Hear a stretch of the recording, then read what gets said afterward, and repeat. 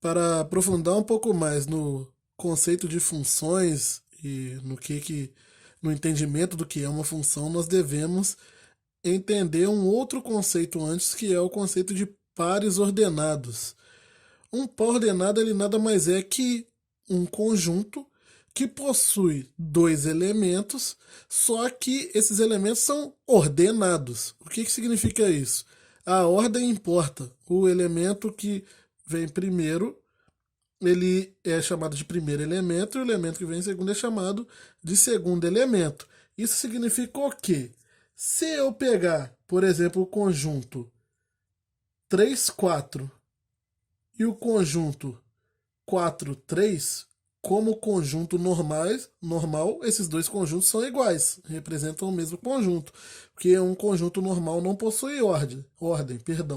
Porém, um par ordenado não. Um par ordenado, ele possui ordem.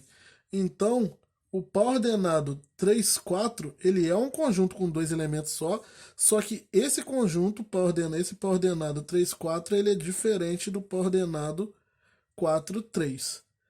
E nós utilizamos os parênteses para representar aqui um par ordenado ao invés de utilizar as chaves. Por esse motivo, inclusive, que não se utiliza muito parênteses para se representar intervalos. Lembrando que lá nos intervalos os parênteses representam intervalos abertos.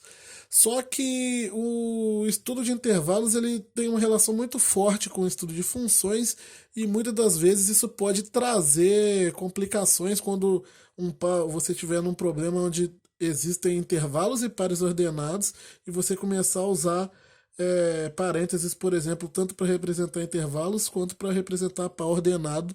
Uma hora você pode começar a se confundir em o que é o que. E normalmente nesse tipo de situações nós utilizamos o parênteses ao contrário lá nos intervalos para representar intervalos abertos.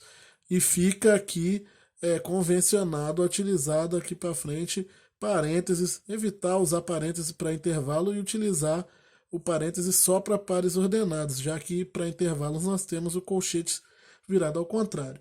Então, o par ordenado ele sempre vai possuir um elemento x. Aqui eu botei dois elementos genéricos, né? Porque não posso generalizar com números.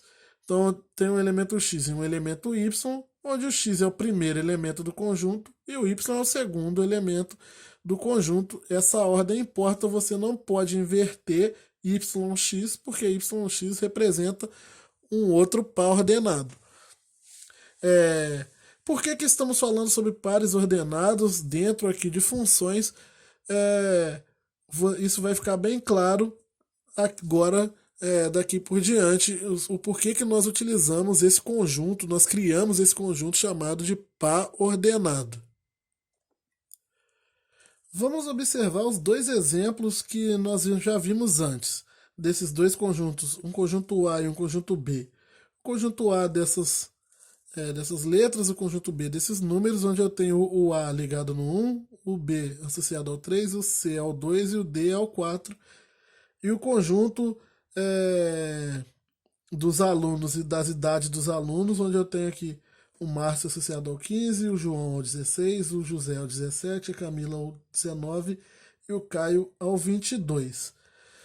O que acontece? Uma função, agora expandindo o conceito de funções, eu posso reduzir a representação de uma função para uma representação de conjuntos. Na verdade, a função ela é um conjunto. Só que o conjunto, os elementos desse conjunto que nós chamamos de função, ele é um elemento duplo. Ele é um elemento que possui dois parâmetros. Ele tem que possuir um cara desse primeiro e um cara desse segundo. E por esse motivo que os pares ordenados entram em jogo. Os pares ordenados eles são bons para representar elementos com duas entradas ou com dois parâmetros. Então, o que significa? Eu tenho aqui, por exemplo, o par ordenado A1, onde o A é um elemento do primeiro conjunto e o 1 é um elemento do segundo. Assim como eu tenho o par ordenado B3 e eu tenho o par ordenado C2. E eu tenho o par ordenado D4. Conseguiram ver o que aconteceu? O par ordenado eu posso utilizar ele para organizar elementos onde eu estou pegando a primeira entrada do par ordenado representa elementos de um primeiro conjunto e a segunda entrada representa elementos de um segundo conjunto. Esse conjunto de pares ordenados eu chamo de função. No caso aqui era a função f, né, que eu tinha aqui associando esses dois conjuntos. Então a função f, por exemplo, eu poderia chamar ela desse conjunto de pares ordenados. Uma função, então, ela não é um conjunto de números, mas sim, eu poderia dizer que uma função é um conjunto de pares ordenados relacionados sempre a dois conjuntos de numéricos, no caso, por exemplo.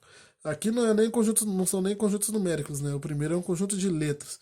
Mas sempre que eu tenho esses pares ordenados pegando a primeira coordenada dele, essas posições dos pares ordenados nós chamamos elas de coordenadas, tá? Então a primeira coordenada do par ordenado são elementos do domínio da função e a segunda coordenada são elementos da imagem da função, do contradomínio, consequentemente. Uma função então poderia ser também associada a um conjunto. Eu poderia dizer que uma função é um conjunto, só que é um conjunto de pares ordenados. Igual, eu vou chamar aqui só para diferenciar e vocês começarem a acostumar com essas letras diferentes. Eu vou chamar essa função aqui de g. A função g ela já é um pouco diferente da função f.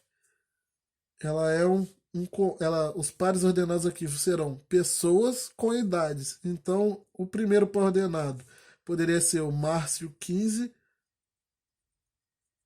só para mostrar que par ordenado não precisa organizar só números.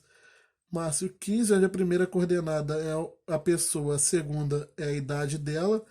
O segundo seria o João associado ao 16.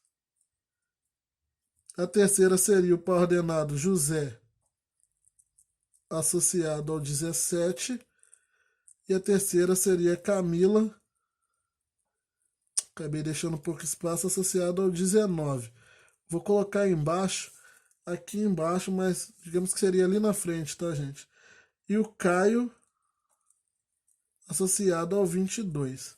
Esse seria o outro par ordenado e o conjunto fecharia aqui. Então essa função g é esse conjunto de pares ordenados e a função f seria esse outro conjunto de pares ordenados. Como eu disse, o conceito de função ele vai se expandindo, nós vamos criando cada vez mais estruturas mais rebuscadas para trabalhar com esse conceito e até ele chegar onde eu falei que ele vai chegar, que é uma teoria que vai ser utilizada para resolver diversos problemas nas mais diversas áreas, tanto da ciência como fora dela.